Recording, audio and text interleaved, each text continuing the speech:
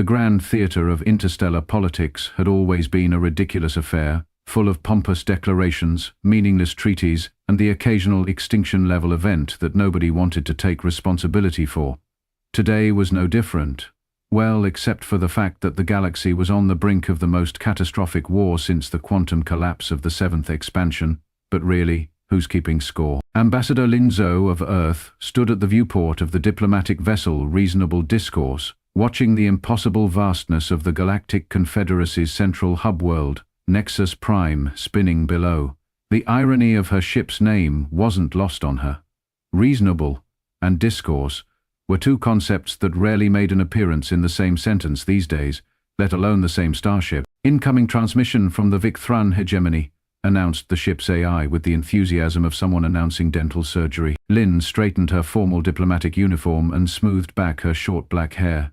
Put them through. The holographic display flickered to life, revealing Supreme Commander Gurga, whose species had evolved from something resembling Earth's praying mantises, if said mantises were 3 meters tall, and had developed a concerning passion for thermonuclear weaponry. The Victran's chitinous faceplates shifted in what Lin had learned to recognize as smug satisfaction. Ambassador, the alien's translator rendered in a voice that sounded like gravel being chewed. The Hegemony Council has considered your proposal. The pause before proposal somehow managed to convey the impression that Lin had suggested they all put on funny hats and dance the Macarena across an active minefield. And Lin maintained a perfect poker face, a skill that had taken her years to master, especially when faced with beings that had mandibles capable of snapping her arm like a breadstick. We find it lacking in honor. The Terran approach is, as always, that of a coward species. You Deathworlders speak of strength, yet when confronted with the necessity of glorious combat, you retreat to negotiations. The word negotiations was delivered as if it were a particularly disgusting disease. Lin bit back her first 5 responses, all of which involved colorful suggestions about where the Supreme Commander could shove his concept of glorious combat. 4 years as Earth's top diplomat had taught her many things, chief among them being that telling a militaristic alien species exactly what you thought of their cultural values was generally counterproductive. I understand your perspective, Supreme Commander, she replied with diplomatic blandness that could have put an entire conference to sleep. However, Earth's coalition remains committed to finding a peaceful resolution to the fringe sector dispute. Gurkthar's upper limbs clacked together in what Lin recognized as the Victhran equivalent of derisive laughter. Peace is for the weak. The fringe sectors will be claimed by those with the strength to hold them. The hegemony has spoken. The transmission cut with theatrical abruptness. Lin sighed and turned to her chief advisor, Dr. Raj Kapoor, who had been standing just outside the projection field. Well, that went about as well as expected, Raj observed, handing her a data tablet. Which is to say, terribly. They called us cowards again, Lin said, skimming through the latest intelligence reports. That's the 4th time this week. To be fair, in their culture, suggesting diplomatic solutions instead of immediately launching planet crackers is basically admitting you wet the bed at night, Raj replied, pushing his glasses up his nose. The thing is, Lin mused, they're not wrong about one thing. The fringe sectors are going to be claimed by whoever has the strength to hold them. Yes, but their definition of strength is rather limited to how many things can we blow up before lunch. Lin's eyes narrowed as she continued reading the reports. What if we showed them a different kind of strength? One they wouldn't see coming. Raj raised an eyebrow. I know that look. That's your I'm about to do something either brilliant or catastrophic look. The Victhran hegemony thinks we're cowards because we won't fight their way, Lin said, a slow smile spreading across her face. So let's fight our way instead. And what way would that be? Lin's smile turned predatory. The human way, without firing a single shot. 3 days later, Lin found herself in the cavernous Grand Assembly Hall of the Confederation Council, surrounded by representatives of 17 major galactic powers and twice as many minor ones.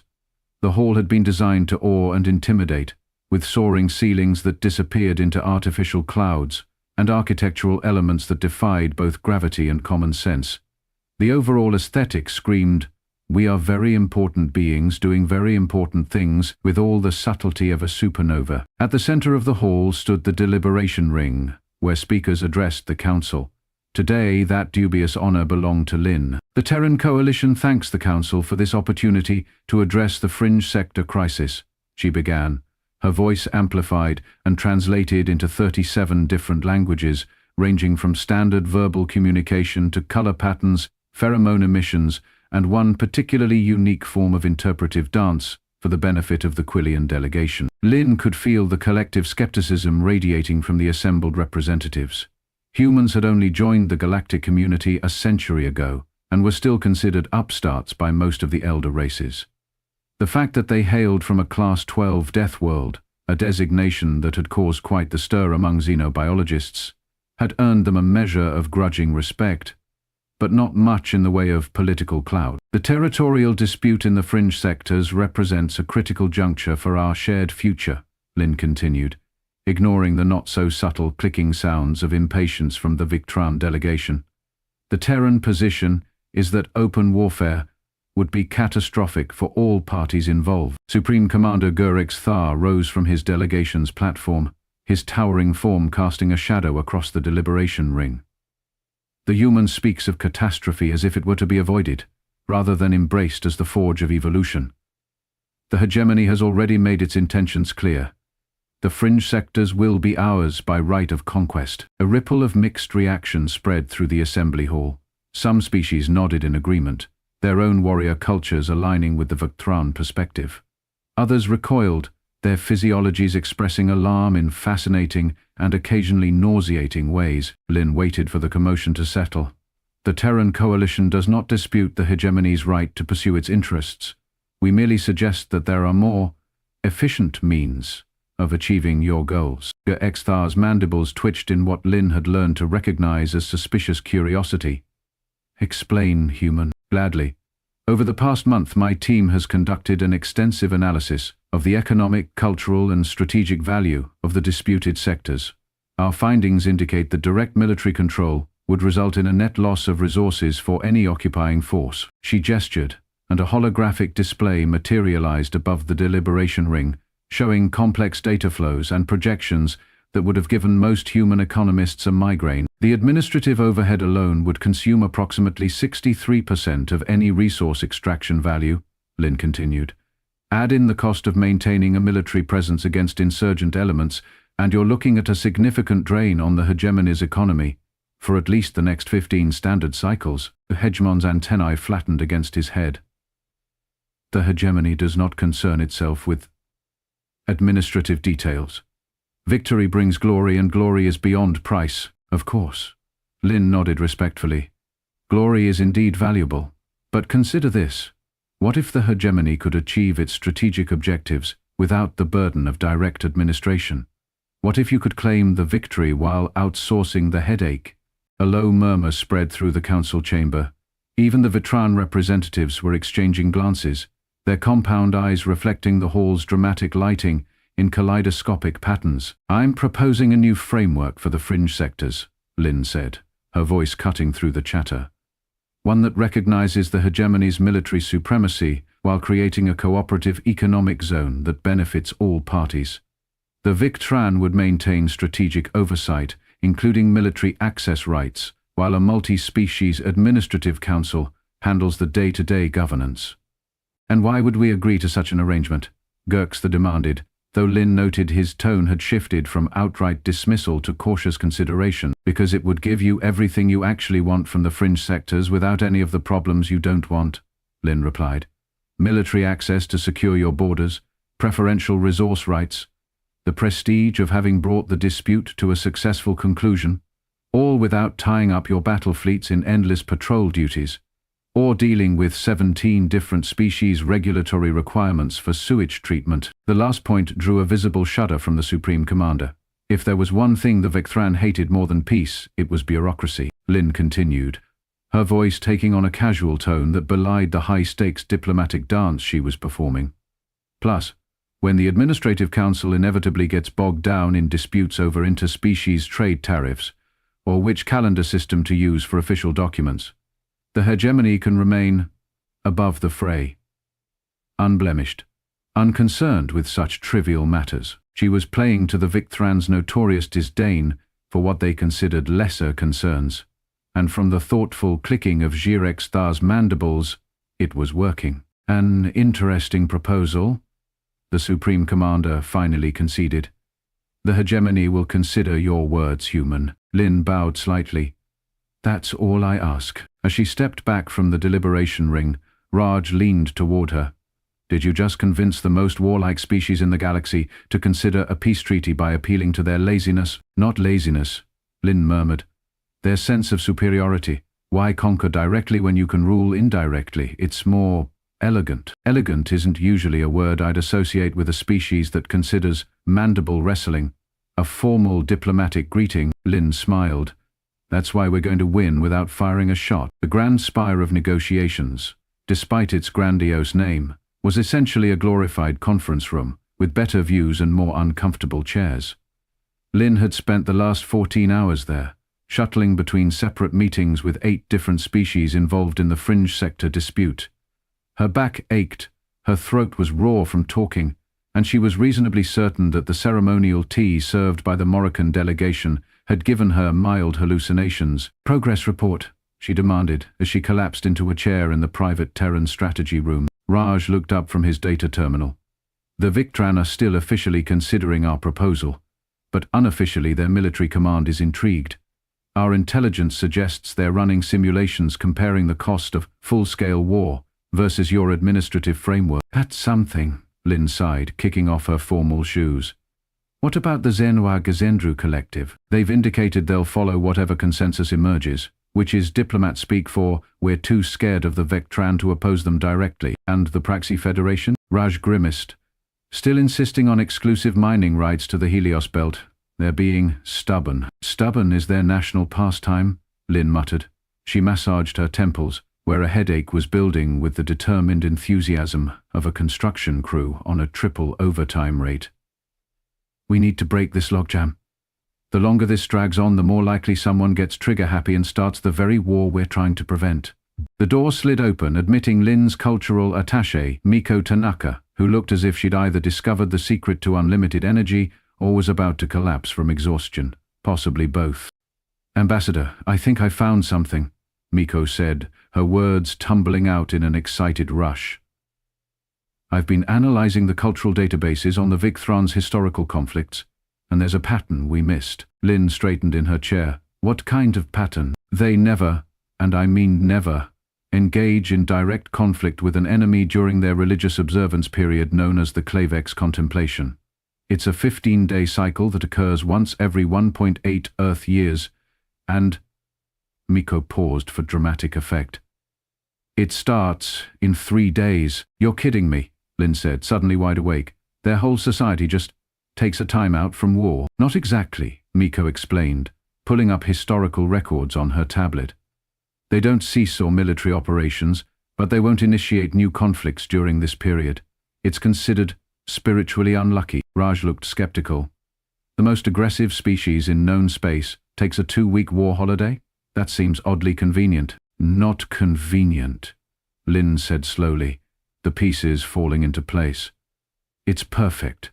If we can get a preliminary agreement in place before this Klavex begins, the Victhran won't be able to back out and start shooting, without violating their own religious traditions, which would cause them to lose face in front of the entire Confederacy, Miko added. And if there's one thing the Victhran hate more than peace, it's losing face, all 3 humans said in unison. Lin stood up, ignoring her aching feet and pounding head.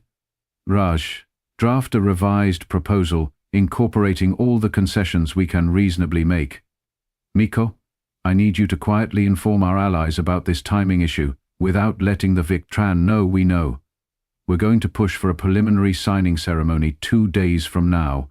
The Victran haven't even officially accepted the framework yet, Raj pointed out. Lin's smile was tired but determined. They will, because we're going to sweeten the deal in ways they can't resist. How? Miko asked. By giving them what they really want, the appearance of victory without the headache of actual conquest. The following day found Lin in yet another diplomatic meeting, this time with the reclusive Eltari Consortium, whose translucent floating body structures made them look like particularly elegant jellyfish that had decided to evolve into a banking system. The Eltari controlled much of the galactic economy, through a network of trade routes and financial instruments so complex that most species simply pretended to understand them to avoid embarrassment. "The consortium appreciates your creative approach to the crisis, Ambassador Zhou," said the Eltari representative, whose name was a mathematical equation that Lin couldn't pronounce without specialized vocal implants. "However, we fail to see how this arrangement benefits our interests in the chromium deposits of the Helios belt." Lin had prepared for this objection. "The administrative framework includes a provision for the Eltari to manage the financial clearing system for all resource transactions in the disputed sectors. You wouldn't have direct mining rights, but you'd oversee every credit that changes hands." The Eltari's translucent body pulsed with bands of blue light, which Lin recognized as their expression of intense interest. "That would position us as the essential financial intermediary for the entire region." "Exactly. No military presence required, no mining operations to secure, just a steady flow of transaction fees from every species operating in the sectors." "Most innovative," the Eltari conceded, the blue bands intensifying. "The consortium will support your proposal in tomorrow's session." Lin maintained her diplomatic composure, but internally she was doing backflips. The Eltari's support was crucial. Where their financial interests went, many other species followed. As she left the meeting, her comm unit buzzed with an urgent message from Raj. "Vec Thran, requesting immediate audience. Tone described as agitated but not homicidal." "Progress?" Lin allowed herself a small smile as she headed toward what would undoubtedly be the most critical meeting yet. Her plan was working. The Vecran were feeling the pressure as more species aligned with the Terran proposal ahead of their religious observance period. Supreme Commander Gurx Thar was waiting in a private chamber adjacent to the Grand Assembly Hall, his towering form pacing with predatory grace. Two junior Victhran officers stood at attention nearby, their posture suggesting they were prepared for either diplomatic discussions or immediate violence. "Ambassador!" Gurx Thar greeted her, mandibles clicking rapidly in what Lin recognized as agitation. "You have been busy." "Just doing my job, Supreme Commander. Seeking consensus." "A curious form of consensus that involves private meetings with 17 different delegations in less than a solar day." The Victhrane's compound eyes fixed on her with unnerving intensity. "One might almost suspect a strategy." Lin met his gaze steadily. "Of course there's a strategy. Finding a solution that benefits all parties requires careful coordination." "The hegemony has reviewed your proposal," Gurx Thar said abruptly. "We find certain elements acceptable, others less so." This was it. The opening Lin had been waiting for. Not outright acceptance, but not rejection either. A negotiating position. "I'd be happy to discuss modifications that would address the hegemony's concerns," she offered. "Perhaps we could review the specific points of contention?" For the next 2 hours, Lin engaged in the most delicate diplomatic dance of her career. The Vecran insisted on military oversight of all fringe sector operations. Lin countered with a joint security council with Vecran leadership. They demanded priority resource access. She offered preferential rates with guaranteed minimum volumes. For every aggressive demand, she found a compromise that preserved the appearance of Vecran dominance, while actually distributing power more equitably. By the end of the meeting, Gurx Thar was clicking his mandibles in a rhythm that Lin had learned to associate with reluctant satisfaction. "The revised terms are acceptable to the hegemony," the Supreme Commander finally declared. "We will support the framework at tomorrow's council session." Lin bowed respectfully. The Terran coalition appreciates the hegemony's wisdom in this matter. As she turned to leave, Gurx Thar added, "You are an unusual human, Ambassador Zhou. Your species has a reputation for being soft, for lacking the warrior spirit. Yet you fight, in your own way." Lin paused at the doorway. "We all fight for what we believe in, Supreme Commander. Humans just prefer to count our victories in lives saved rather than lost." The signing ceremony was a spectacle of galactic proportions. The Grand Assembly Hall had been reconfigured into a vast ceremonial space, with the representatives of 23 species arranged in concentric circles around the central Accord platform. Holocam drones flitted about, broadcasting the proceedings to trillions of beings across thousands of worlds. Lin stood on the Terran delegation platform, watching as, one by one, the representatives approached the Accord platform to add their biometric signatures to the fringe sector administrative framework. The document itself was both physically and digitally present, an ornate crystal tablet inscribed with microscopic text in all 23 official languages, synchronized with quantum-length copies throughout the Confederacy. I still can't believe this is actually happening, Raj murmured beside her. 2 weeks ago we were on the brink of a war that would have engulfed half the galaxy. Don't celebrate yet, Lin cautioned. The Victran haven't signed, and their religious observance period begins at sundown. As if summoned by her words, a commotion at the entrance to the assembly hall drew all eyes. Supreme Commander Gurikthar entered, but not in the military regalia everyone had expected. Instead, he wore the ceremonial vestments of a Victhran spiritual elder, flowing robes of iridescent material that shimmered with every movement, adorned with symbols that Lin recognized as representing the hegemony's highest virtues: strength, honor, and wisdom. A collective murmur spread through the assembly. For the Supreme Commander to appear in religious garb rather than military uniform was unprecedented. Gurikthar approached the Accord platform with deliberate steps. When he spoke, his voice carried throughout the hall without technological amplification, a trick of Victhran physiology that they typically reserved for battlefield commands or religious ceremonies. The Victran hegemony has deliberated on this accord with the gravity it deserves, he announced. We have tested its strength and found it worthy of our respect. He placed one clawed hand on the crystal tablet. As we enter the sacred period of Klavex contemplation, the hegemony commits to this path of strategic cooperation, not because we fear conflict.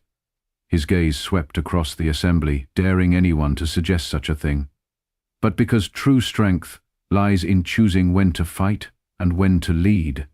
The biometric scanner pulsed as it recorded the Supreme Commander's genetic signature. With that final authorization, the fringe sector administrative framework became binding interstellar law. Applause, clicking, humming, bioluminescent flashing, and various other species-specific expressions of approval filled the hall. The crisis had been averted. The framework would establish a complex but workable system of shared governance that preserved the dignity of all parties while preventing a catastrophic war. Lin felt a surge of relief so powerful it made her knees weak. She'd done it. Humanity's first major diplomatic initiative in the Confederation had succeeded beyond anyone's expectations. After the ceremony, as the delegates mingled in the vast reception atrium, Gurikthar approached Lin, towering over her but somehow no longer seeming quite so intimidating. "A curious thing, Ambassador," he said, mandibles moving in what Lin had learned was a gesture of philosophical contemplation. 3 days ago, one of my junior cultural officers happened to mention the approaching Klavex contemplation. A coincidence, I'm sure, that your push for a signing ceremony occurred just before our sacred period. Lin maintained a neutral expression. The Terran Coalition respects all cultural and religious observances of our galactic neighbors. Indeed, the Supreme Commander's compound eyes glittered with something that might have been amusement. Just as I'm sure it's coincidental that your framework gives the appearance of Vectran dominance, while actually creating a balanced power structure. The framework reflects the reality of the hegemony's military strength while acknowledging the contributions all species can make to governance, Lin replied diplomatically. Gurikthar made a sound that Lin recognized as the Vectran equivalent of a chuckle. You fought without weapons, Ambassador Zhou. You achieved victory without destruction. My species would call this cowardice, but I find myself reconsidering certain definitions. He extended one clawed appendage in the human gesture of a handshake, a concession to Terran custom that left Lin momentarily speechless. She took the offered limb carefully. The Victhran have a saying, Gurikthar continued, an enemy's blood nourishes the soil of glory, but perhaps glory can grow in other soils as well. After the Supreme Commander had moved on to mingle with other delegates, Raj appeared at Lin's side, looking slightly dazed. Did the most feared military commander in the galaxy just pay you a compliment? Lin smiled. I think he did, in his own way. And did he basically admit that he knew we manipulated the timing of the accord to coincide with their religious period? Yeah, and he's fine with that. I think, Lin said thoughtfully, that he respects the strategy. We outmaneuvered them, but in a way that allowed them to save face and achieve their core objectives. In Victran culture, that's worthy of respect, even if they'd never publicly admit it. Miko joined them, carrying a tray of exotic beverages that were probably safe for human consumption. Probably. So what happens now? Is this actually going to hold, or will we be back to the brink of war next month? Lin accepted one of the drinks, which shimmered with an unsettling iridescence. It'll hold. The Vic throne won't violate an agreement made during their Clarbex period. It would be deeply dishonorable, and by the time the 15 days are over, the administrative structures will already be in place. Momentum will be on the side of peace. All because you've figured out how to make peace look like victory, Raj mused. That's diplomacy, Lynn said, raising her glass in a toast. Finding the path that lets everyone feel like they've won, even when what they're winning isn't what they originally wanted. To winning without firing a shot, Miko offered. Lynn smiled. To strength that doesn't need to prove itself with violence. Across the reception atrium, Supreme Commander Gurrex Thar caught her eye and raised his own ceremonial chalice in a subtle salute. Lynn returned the gesture, feeling a sense of understanding pass between them. The warrior and the diplomat, each recognizing the skill of the other. They had called the Deathworlder a coward, but she had won the war without firing a shot, and somehow that victory felt more significant than any military conquest could have been. It was, Lynn decided, a very human kind of triumph. Somewhere in the vast bureaucratic network of the Galactic Confederacy, a minor clerk updated the official records. Fringe sector crisis resolved through diplomatic means. Primary architect of resolution, Terran Ambassador Linzo, and in the margins of the report an observer might have noticed a curious addition, unofficially entered by a Victhran cultural officer who had developed an unexpected appreciation for human methods. Victory achieved without bloodshed, a strategy worthy of study. The galaxy would remember this as the moment when humanity truly announced its presence on the interstellar stage, not with firepower or technological marvels, but with the uniquely human talent for finding solutions where others saw only conflict. It wouldn't be the last time Lin Zhou would be called a coward by those who understood only one form of strength. But it also wouldn't be the last time she would prove them wrong. 6 months after the signing of the framework, Lin found herself back on Earth, standing on the balcony of her apartment overlooking the rebuilt skyline of Shanghai. The city glittered beneath her, a testament to humanity's resilience after the climate wars of the previous century. Her comm unit chimed with an incoming message, a status report on the Fringe Sector Administration. The report made for fascinating reading. Trade volume had increased by 43%, piracy was down 76%, and, most surprisingly, the Vicrathran military presence had voluntarily reduced its footprint by nearly a third, redeploying those forces to their contested border with the Axlorian Empire. Interesting development, commented Raj, who had stopped by to discuss Lin's next assignment. He'd been promoted too, now serving as Earth's deputy foreign minister. Not really, Lin replied, sipping her tea. The Vectran are pragmatists underneath all that warrior posturing. Why waste resources guarding territories that aren't under threat when they have actual military challenges elsewhere? You know, Raj mused, there's a rumor going around the diplomatic corps that Supreme Commander Gurrex Thar has been studying human history, specifically Earth's ancient military strategists. Lin raised an eyebrow. Which ones? Sun Tzu, primarily. Apparently he's quite taken with the concept of winning without fighting. Lin laughed, a sound of genuine delight. Now that would be ironic. The most fearsome warrior in the galaxy discovering that the cowardly human approach has merit after all. Her comm unit chimed again. This time it was a formal communication from the Galactic Confederation Council. Lin scanned it quickly, her expression shifting from curiosity to surprise. What is it? Raj asked. I've been nominated for the Confederacy's Diplomatic Excellence Award, she said, sounding stunned, and the nomination came from… the Big Thran hegemony. Raj nearly choked on his drink. You're joking. I am not. Lin showed him the message. Gurrex Thar himself submitted the nomination. The citation reads, for demonstrating that true strength manifests in many forms, and that victory need not always be claimed in blood. They stood in silence for a moment, contemplating the significance of this gesture from a species that, 6 months ago, had been prepared to plunge the galaxy into war. I think, Lin said finally, we've actually made a difference. Not just a difference, Raj corrected. You've changed the definition of strength for a species that's measured it in body counts for 10,000 years. That's not diplomacy, that's practically a miracle. Lin smiled as she looked out over the city, thinking of distant stars and the countless beings who would live their lives in peace because of words rather than weapons. Not a miracle, just humanity doing what it does best, finding another way. Sometimes the greatest courage was in refusing to fight on someone else's terms. Sometimes true strength lay in the battles you chose not to wage. And sometimes the most decisive victories were the ones where nobody lost at all. And perhaps, just perhaps, that was the lesson humanity had been meant to teach the stars all along.